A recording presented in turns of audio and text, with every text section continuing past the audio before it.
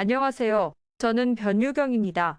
연세대학교에 재학 중입니다. 이번 강의는 제가 집필한 저서 중 우리가 잘 기억해야 하고 헷갈리는 부분을 다시 정리했습니다. 저서 이름은 아래 출처를 참고하세요. 교보문고에서만 구입할 수 있어요.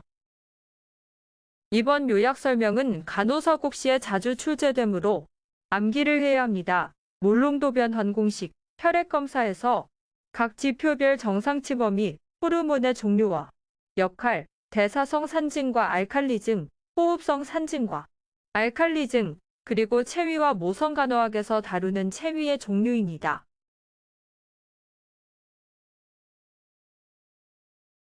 몰롱도 변환 공식입니다. 요즘은 인터넷 사이트가 있어서 숫자를 입력하면 자동으로 변환됩니다. 여러 사이트가 있으니 찾아보기 바랍니다. 리터, 데시리터, 밀리리터, 마이크로리터, 나노리터 등이 있습니다. 표기는 슬라이드를 참고하세요. 1리터는 10데시리터입니다.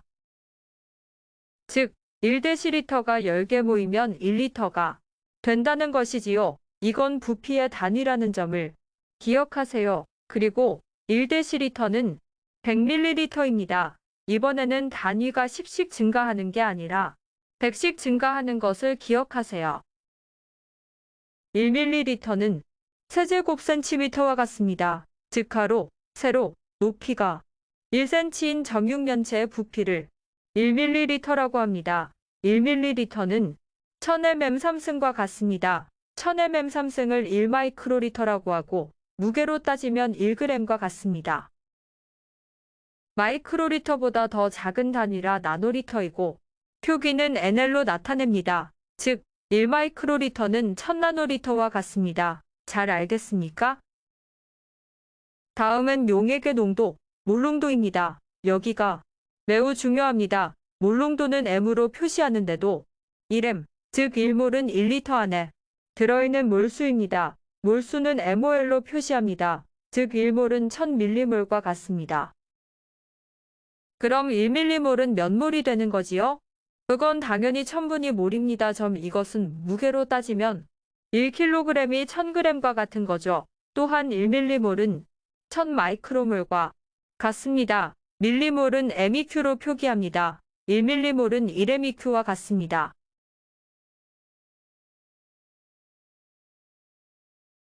이번에는 혈액검사로 질병을 진단하는 것입니다. 시험 문제는 검사 항목에 측정치를 주고 어떤 질병이 의심되는가를 묻는 문제들이 나옵니다. 예를 들어 프로트롬빈 시간, 빌리루빈이 정상치 범위를 벗어났다면 간에 이상이 있는 것입니다. 정상치 범위는 달달 외워야 합니다. 간호사 국시 문제는 간호사적 문제들이 나오는데 진단 결과를 주고 어떤 간호중재를 해야 하는가를 묻습니다. 그러면 혈액검사치로 진단을 할 수밖에 없으니까 지금 값이 정상인지 위험치인지를 알아야겠지요.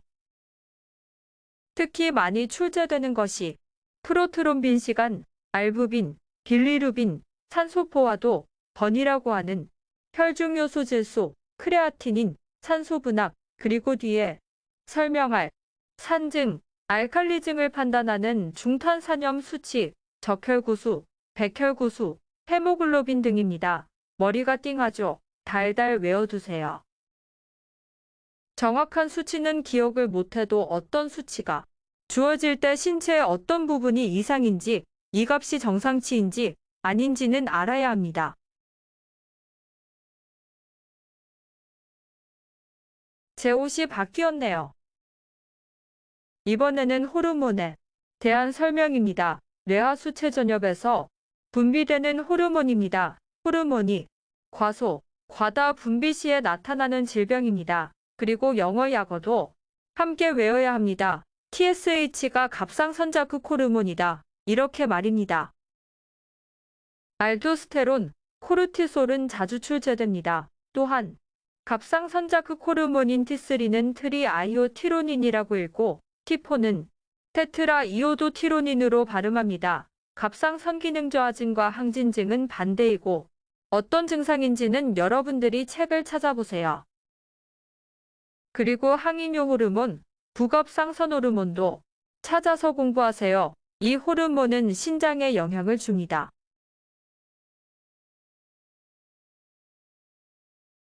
항이뇨 호르몬 ADH는 분비가 적으면 요붕증, 과다분비 시에는 저나트륨 혈증이 나타납니다. 요붕증은 비정상적으로 많은 양의 희석된 소변을 배설하는 단요 현상이 나타나서 탈수, 갈증을 겪게 되는 질병인데요.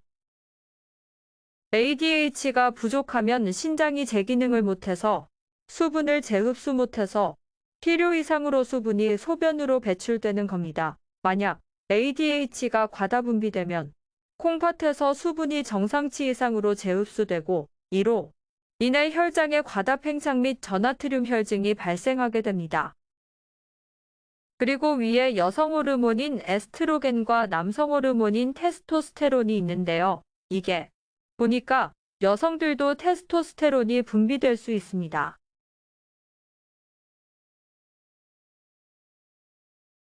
이번에는 전해질 이야기입니다. 나트륨, 칼슘, 마그네슘, 칼륨, 네 종류입니다. 고나트륨 혈증은 체내에서 나트륨이 배출 안 되는 건데 신장이 이상이 있거나 항이뇨 호르몬이 부족해서 요붕증이 발생합니다. 요붕증은 많은 양의 희석된 소변을 배설하는 단요 현상입니다. 탈수, 갈증을 겪게 되는 질병인데요. ADH가 분비가 안 되면 신장이 제 기능을 못하고 수분을 재흡수 못해서 필요 이상으로 수분이 소변으로 배출되는 겁니다. 수분이 몸에서 빠져나가니까 당연히 나트륨이 많아지죠. 반대로 저나트륨 혈증은 체내에 나트륨이 부족해지는 현상이죠. 수분을 너무 많이 섭취하면 나트륨이 희석되니까 나트륨 부족 현상이 생깁니다. ADH가 이번에는 과다 분비될 때이고 저알도스테론증일 때입니다.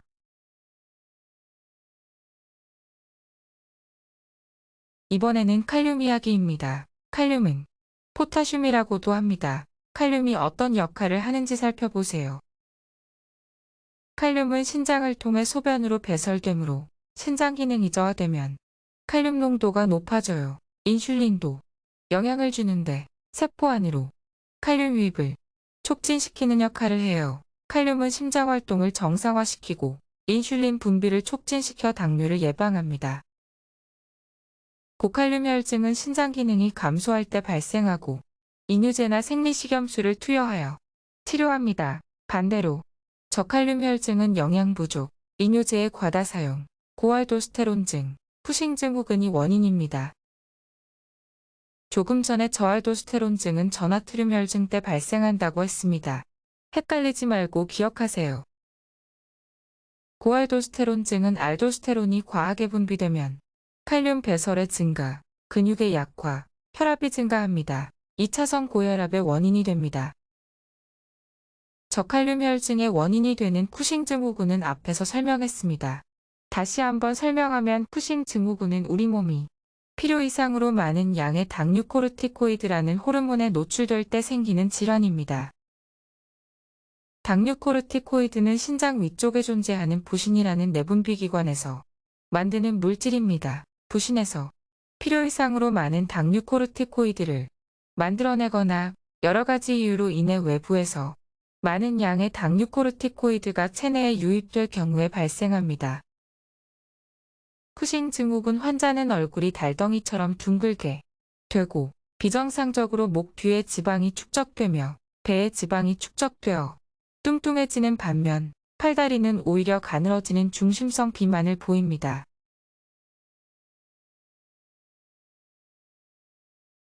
이번에는 칼슘 혈증입니다. 칼슘은 우리 몸을 지탱하는 뼈와 치아를 튼튼하게 유지해주는 물질이에요. 칼슘은 근육이 수축하고 이완하는 데 꼭 필요한 전해질이에요. 혈액 응고에도 영향을 미치고 세포가 제 기능을 하는 데도 필요해요. 고칼슘 혈증의 약 70%가 부갑상선 기능 항진증에 의해 유발됩니다. 나머지 30%는 유방암, 폐암 및 다발성 골수종 등의 악성 종양에 의해 유발됩니다. 혈중의 과도한 칼슘은 근육과 신경의 흥분성을 감소시킵니다. 이로 인해 기민 상태를 보이며 반사 반응이 감소합니다. 칼슘 농도를 낮추기 위해 칼시토닌, 플리카미신, 파미드로네이트를 투여합니다. 저칼슘 혈증은 신경계와 근육계, 심장 등에 영향을 미칩니다. 부갑상선 호르몬은 뼈와 신장에 작용하여 뼈에 있는 칼슘을 혈액 내로 유리시키고 신장에서는 신세뇨관의 칼슘의 재흡수를 증가시켜 혈중칼슘을 높입니다. 비타민 D는 섭취한 칼슘의 장관 흡수를 촉진하고 부갑상선 호르몬의 뼈에 대한 작용을 도와줍니다. 따라서 부갑상선 호르몬이나 비타민 D가 부족하면 저칼슘 혈증이 발생합니다.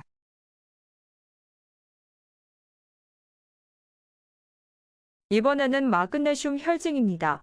고마그네슘 혈증은 마그네슘 제제를 과량 복용하여 생길 수 있지만 신장에서의 배설이 효과적이기 때문에 크게 문제되지 않습니다.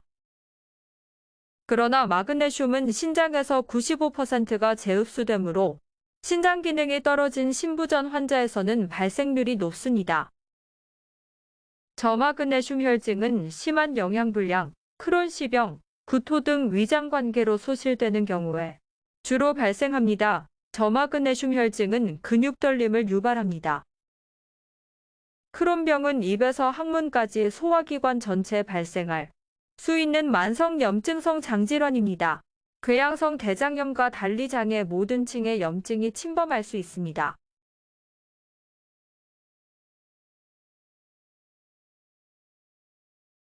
기량작용은 서로 반대되는 작용입니다.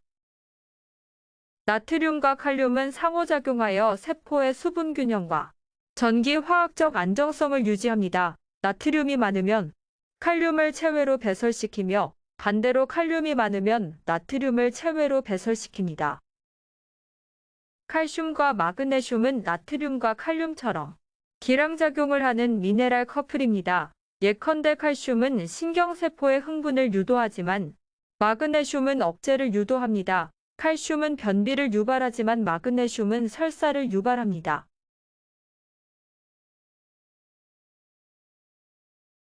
이번 강은 산증과 알칼리증입니다. 폐하를 기준으로 7.35보다 작으면 산증, 7.45보다 크면 알칼리증입니다. 산증과 알칼리증은 중탄산염과 이산화탄소 분압에 따라 대사성과 호흡성으로 나눕니다. 산증 중 대사성 산증은 중탄산염이 20이 미만 1대이고 호흡성 산증은 이산화탄소 분압이 45mHg 이상 1대입니다. 알칼리증은 대사성 알칼리증은 중탄산염이 28 이상, 호흡성 알칼리증은 이산화탄소 분압이 35mHg 미만 1대입니다. 대사성 산증에서는 중탄산염이 감소하고 보상작용으로 쿠스마르호흡이 일어나고 대사성 알칼리증에서는 중탄산염이 증가하고 보상작용으로 느린 호흡이 일어납니다. 호흡성 산증에서는 이산화탄소 분압이 증가하고 호흡성 알칼리증에서는 이산화탄소 분압이 감소합니다.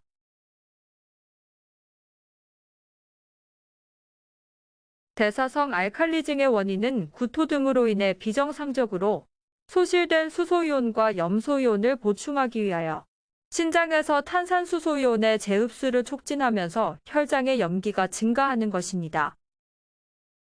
따라서 대사성 알칼리증은 구토, 치료적 위액 제거 등으로 인해 위산이 과다하게 소실되는 경우에 흔하게 발생합니다. 탈수되거나 이뇨제를 사용한 경우에 신장이 중탄산염을 충분히 제거하지 못해도 대사성 알칼리증이 발생할 수 있습니다. 치료는 염화칼륨과 식염수를 정맥 투여합니다.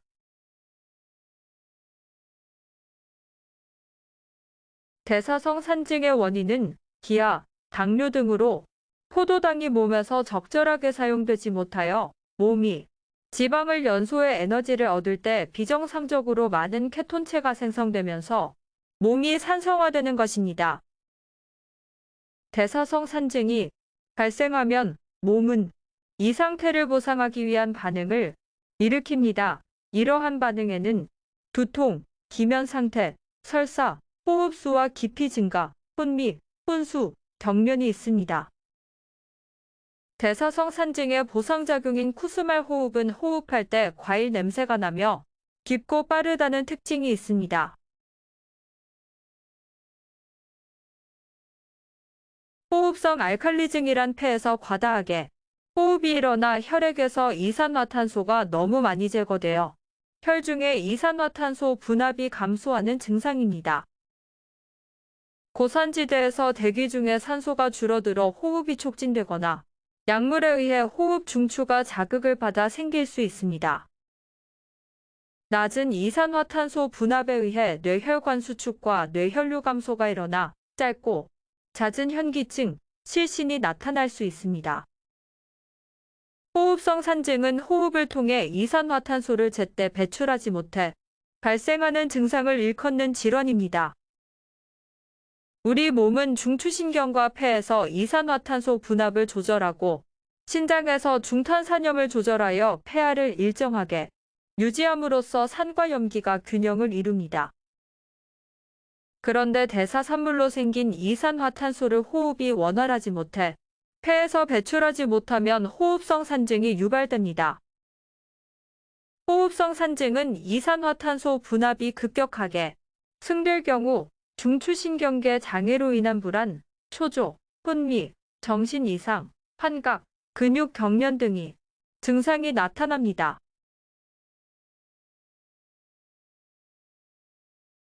이번에는 체위입니다. 모성간호학에 분만 시 체위 문제로 자주 출제됩니다. 수룡이, 니체스트는 엉덩이를 높이 들어올리고 무릎을 굽혀 머리를 바닥에 대고 팔꿈치를 대고 숨을 깊게 들이마시게 하여 방광팽만을 완화시키는 자세입니다. 자궁을 열어주는 효과도 있어 분만을 촉진하는 데 도움을 줍니다. 분만 후 방광팽만이 지속되어 자궁 후굴이 염려되는 산모의 자궁이 정상 위치로 복구되도록 돕습니다. 둘째, 앙화위는 환자가 등을 누우고 허리를 펴고 양쪽 다리를 뻗은 자세입니다. 일반적으로 수술 시에 적용합니다. 호흡 운동에 최적화되어 있으며 관찰 및 접근성이 용이합니다. 복부, 흉곽, 골반, 하지 수술에 적용합니다.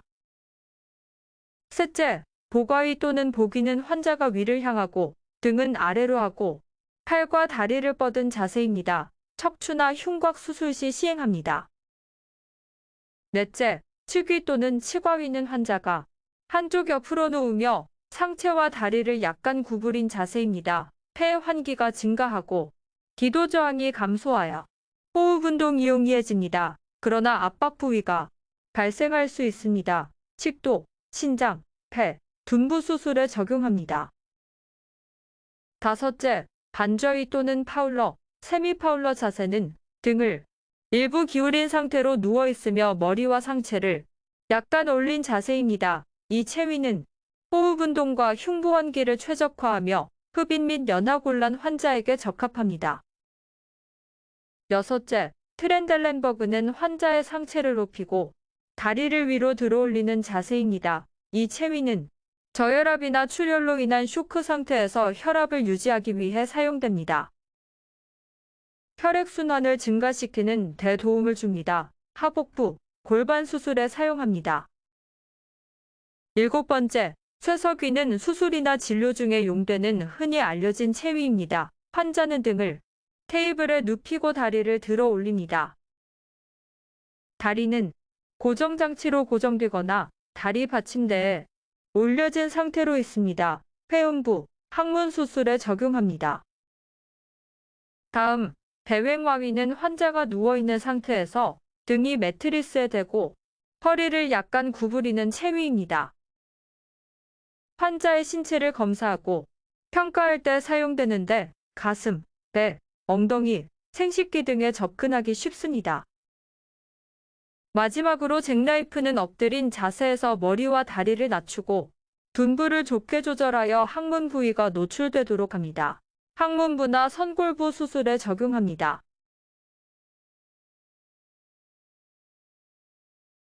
마지막 슬라이드입니다. 다시 변유경으로 돌아왔네요. 제가 쓴 책에 오류가 있어서 바로잡습니다. 지금 슬라이드 그림이 올바른 그림입니다. 태양은 모성간호학에서 중요한 부분입니다. 분만 시 가장 올바른 태양은 첫 번째인 ROA입니다. 여러분은 우리말과 영어 약어를 기억해야 합니다.